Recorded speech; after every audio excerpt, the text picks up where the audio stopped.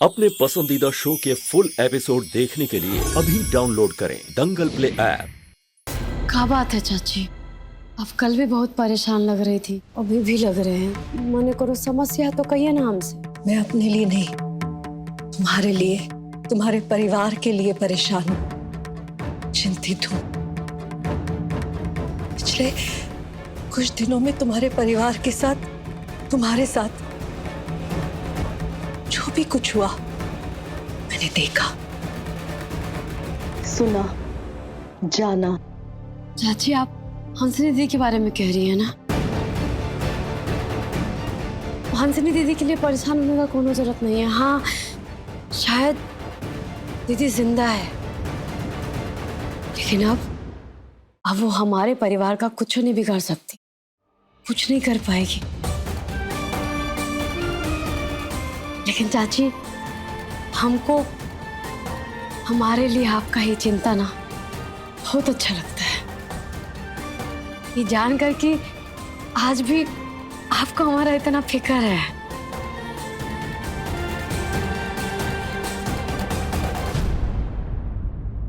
बात हंसिनी की नहीं है, बात राजीव की है।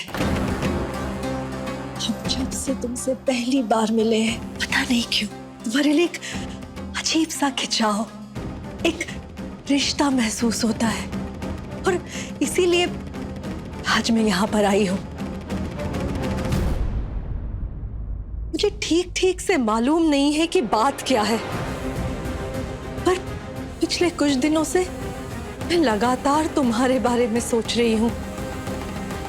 जब से राजीव के चुनाव हुए हैं, टीवी पर देखा है, तब से मेरी अंतरात्मा जाने क्यों कह रही है कि यहाँ कुछ ठीक नहीं हो रहा है।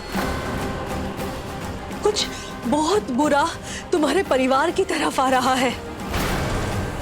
अभी तक तुम्हारे परिवार के साथ जो भी कुछ हुआ, तुम एक कवच बनकर अपने परिवार को सुरक्षित करती रही, पर अब उस कवच की मोहलत, उस कवच की अवधि खत्म हो रही है। अब जो भी तुम करोगी ना, अपने दम पर करोगी। कोई कवच नहीं होगा तुम्हारे पास। तुम्हारा ब्याह हो रहा है, बहुत अच्छा है, लेकिन उसके बाद राम वनवास, सीता हरण, सीता त्याग, ये सब याद है ना?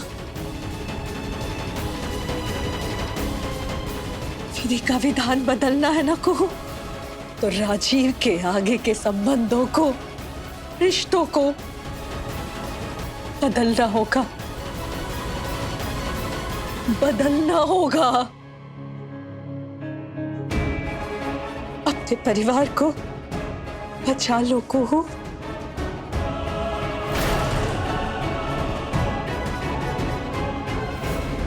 बहुत चर्बी चढ़ा है तुमको। सर चल सर, अंदर। सर छोड़ दीजिए ना सर। सर हट, सर चल अंदर। रहने दीजिए ना दीदी, फिर नहीं करेंगे। हमको ये पढ़ने लिखने वाली बातें नहीं करनी चाहिए थी। झरना, उसने तुम पे हाथ उठाया है तो सजा तो इस आदमी को मिलेगी ही मिलेगी। वैसे भी मर्दों को ना गलतफहमी है कि उनको हक है औरतों पे हाथ उठाने का। औरत कुछ बोले नहीं कि बस मौका मिल जाता है इन लोगों को हाथ उठाने का। तुमने कुछ नहीं कहा, तुमने सिर्फ पढ़ाई लिखाई की बात की, कुछ गलत नहीं किया है। तुम अपने आप को दोषी, अपने आप को गुनहगार मत समझो, समझी? मैडम, ये सब शिक्षा, ज्ञान, कोर्ट कचहरी, कानून, ये सब गरीबों के लिए है हिम्मत तो जाकर उन अमीर परिवार को बोलिए ना, जहाँ पर पति लोग पत्नियों को मारते हैं। जाइए देखिए अपने घर के बंद दरवाजों के पीछे उन मर्दों को अरेस्ट करवा के दिखाइए ना। ये हमारा घर के लिए ऐसा काहे बोल रहे हैं? क्या हो रहा है हमारे घर के बंद दरवाजा का पीछे? तू आज हमें बहुत खुशी, और खुशी से ज्यादा हमको गर्व है तुम पे कि तुमने साहस दिखाया और उस बंसी को पुलिस के हवाले किया। और तुम बिल्कुल सही कह रही हो कि महिलाओं को सामने आना होगा समाज में घरेलू हिंसा के नासूर को दूर करने के लिए। है हिम्मत तो जाकर उन अमीर परिवार को बोलिए ना, जहां पर पति लोग पत्नियों को मारते हैं। जाइए देखिए अपने घर के बंद दरवाजों के पीछे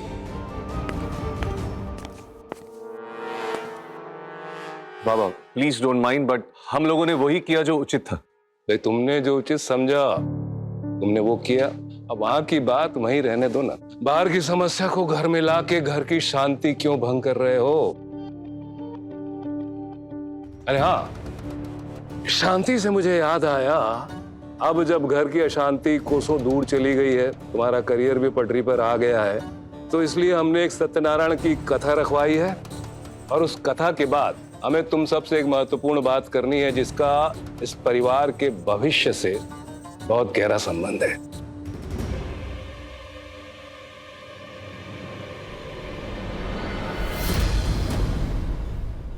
स्वस्ति न इंद्रवृतश्रवाः स्वस्ति न पूषा विश्वेदाः स्वस्ति न नस्तार्चो वरिष्ठनेमिः स्वस्ति न बृहस्पतिर्दधातु। हे श्रीमन्नारायणाय नमो नमः। श्री कृष्णाय वासुदेवाय हरे परमात्मे प्रणतः क्लेशनाशाय गोविंदाय नमो नमः। बोलो सत्यनारायण भगवान की जय। अब इस सत्यनारायण भगवान की पूजा संपन्न हुई। आप अपने बंधु बांधवों के साथ में सत्यनारायण भगवान का प्रसाद ग्रहण कर सकते हैं।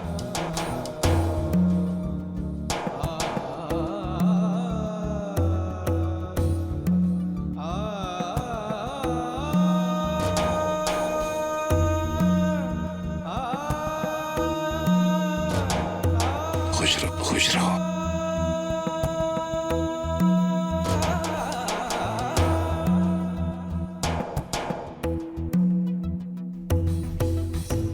आज मुझे आप सबसे एक बहुत ही महत्वपूर्ण बात कहनी है।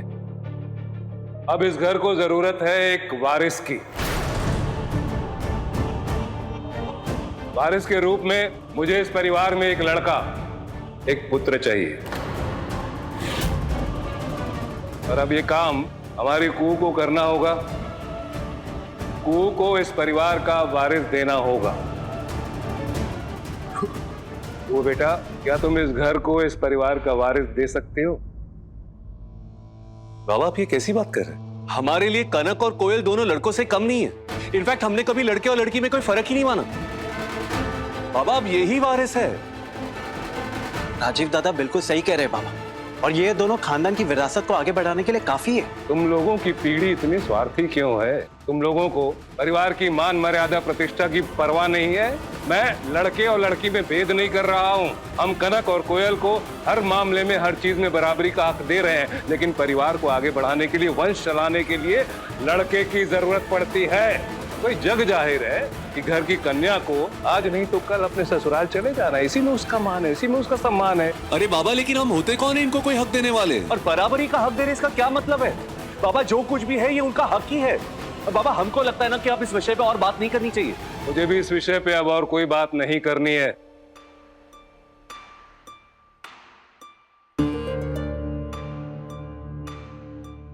सब लोग सुन ले,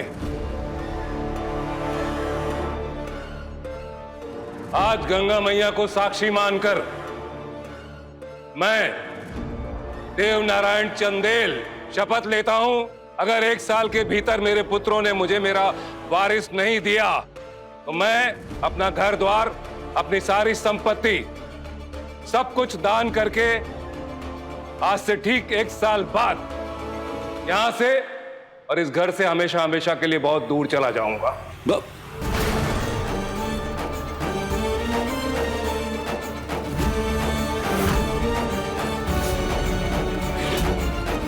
देव, ये तुम क्या कह रहे हो? ऐसा कैसे संकल्प ले लिया तुमने?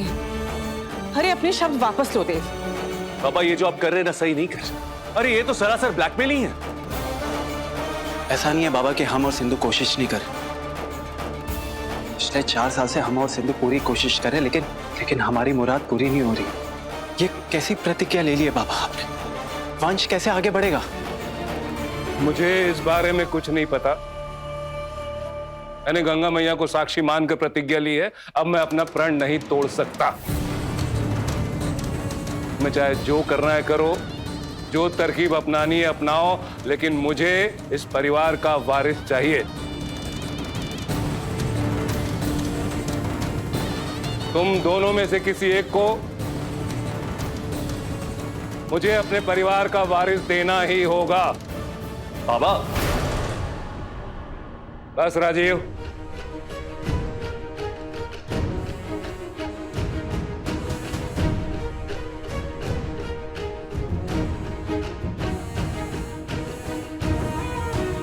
बाबू बाबू सुनिए तो सही।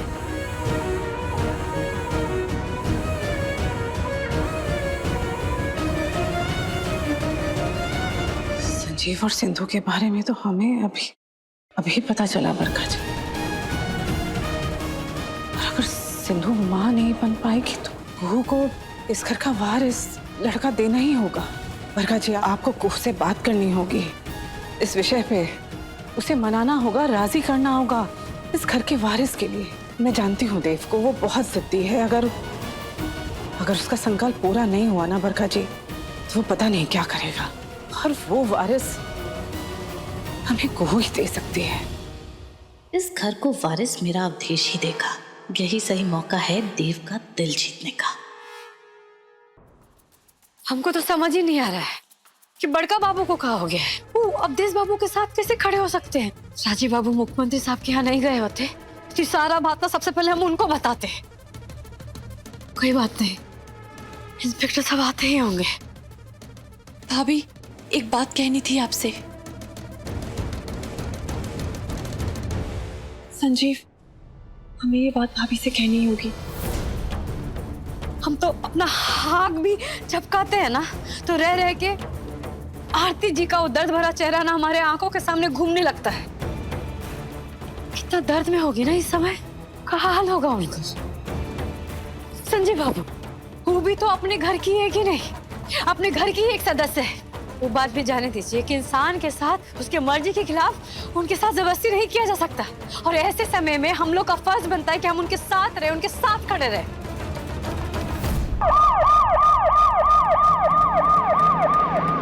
अब मिलेगा अवधेश बाबू को उनके कुकर्मों का सजा। बहुत बहुत शुक्रिया इंस्पेक्टर साहब कि आप हमारा कहने पे आप इतना जल्दी आ गए।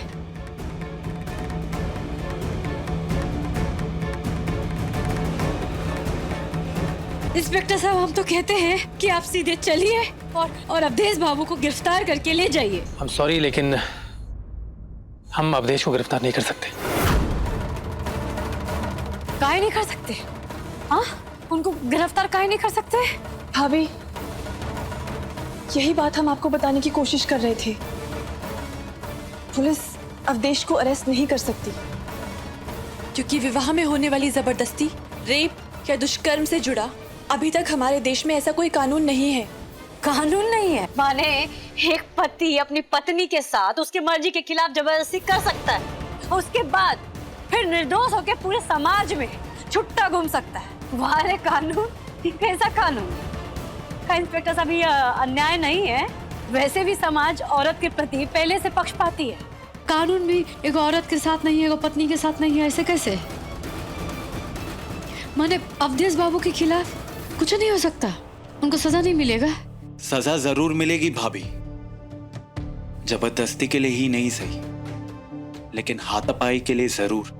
आरती के साथ हाथापाई, घरेलू हिंसा, कानून के तहत सजा जरूर मिलेगी, है ना इंस्पेक्टर? इंस्पेक्टर साहब, अवधेश ने अपनी पत्नी आरती को बुरी तरह से पीटा है। उसके साथ घरेलू हिंसा की है उसने। अरे भाई, ये सब झूठ है, सरासर झूठ है। ये सब बकवास कर रहे हैं इंस्पेक्टर साहब, हम बेकसूर हैं। पता नहीं ये लोग क्यों हमारे पीछे पड़े। इंस्पेक्टर साहब, अवधेश बिल्कुल ठीक कह रहा है। कुछ नहीं किया है हमारे बेटे ने। ये लड़की कुहू, ये नफरत करती है हमारे बेटे से। जब देखो तब गलत सलत इल्जाम लगाती रहती है हमारे बेटे पर। अगर हम गलत हैं, अगर हम झूठ बोल रहे हैं, तो ठीक है। जो कुछ भी हुआ है इंस्पेक्टर साहब, आरती जी के मुंह से ही सुन लीजिएगा। इंस्पेक्टर साहब, हम आरती जी को लेके आते हैं। देखना अवधेश, अब आरती कैसे कलाई खोलती है तुम्हारे। बिना बेल के जेल के अंदर सड़ते रहोगे। घरेलू हिंसा का मामला है, 2-3 साल तो कहीं नहीं गए। इंस्पेक्टर साहब, ये आरती जी हैं। बताइए आप इंस्पेक्टर साहब को कि कैसे अवधेश बाबू ने आपको मारा पीटा, रात को कैसे उन्होंने आपका शोषण किया। बताइए बताइए आरती जी इंस्पेक्टर साहब को। शोषण?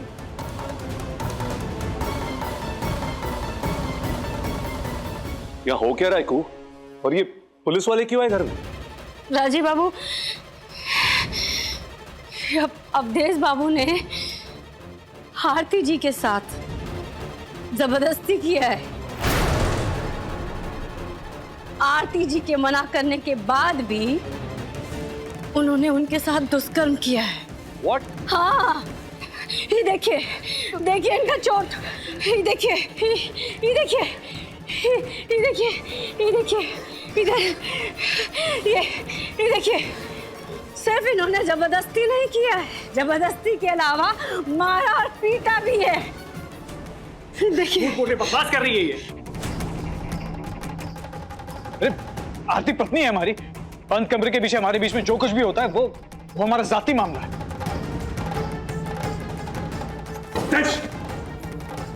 मुंह बंद रखो अपना, वरना मुंह तोड़ देंगे तुम्हारा।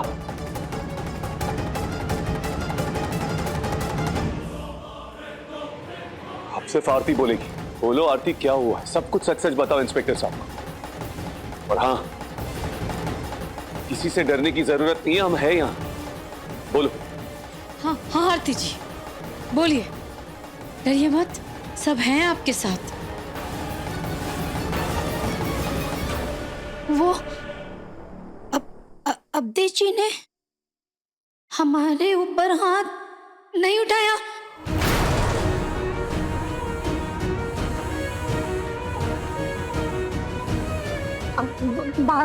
बाथरूम में फिसल गए थे, उसी से ये चोट लगी है।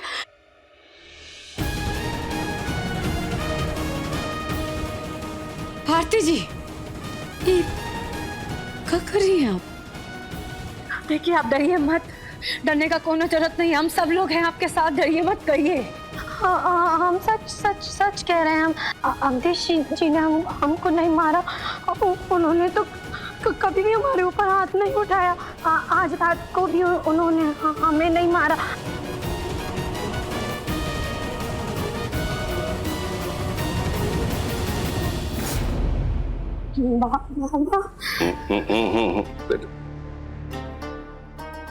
भाई भूल गई हो तो याद दिला दूं, वो गहनों की चोरी।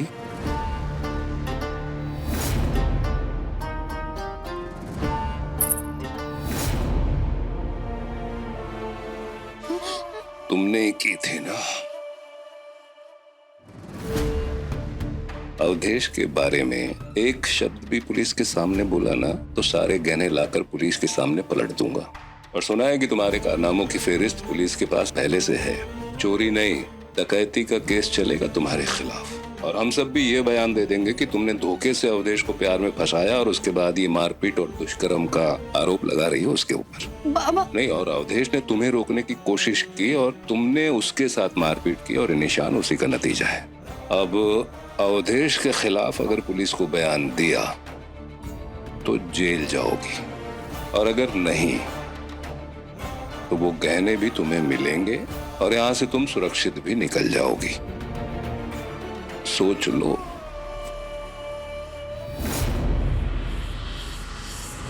आरती जी, बताइए, क्या डर रहे हैं आप? हम लोग सब हैं आपके साथ, बताइए। घबराने की जरूरत नहीं है, बता दो, बोलो क्या है सच।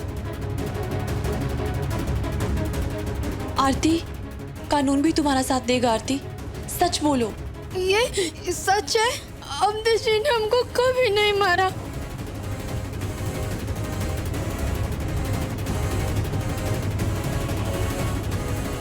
हो गई तसल्ली, मिल गया सच।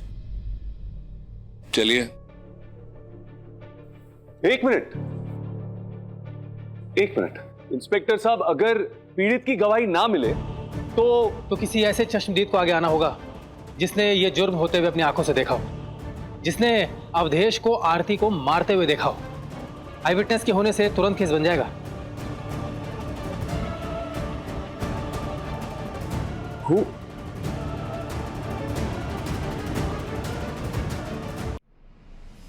इंस्पेक्टर साहब, हम जब कमरा में घुसे तो आरती जी बहुत रो रही थी और अवधेश बाबू ऐसे में धूत वही खड़े थे। और आरती जी का कपड़ा फटा हुआ था। फिर हमको देखकर अवधेश बाबू वहां से निकल गए कमरा से। हाँ तो आरती पत्नी है हमारी, झगड़ा हुआ था हमारा इसलिए रो रही थी। अब क्या पति पत्नी के झगड़े में पति को जेल हो जाएगी? क्यों इंस्पेक्टर साहब? सर, कुहू जी ने अपनी आंखों से अवधेश को आरती को मारते हुए नहीं देखा है, तो उनकी गवाही से तो केस नहीं बन सकता।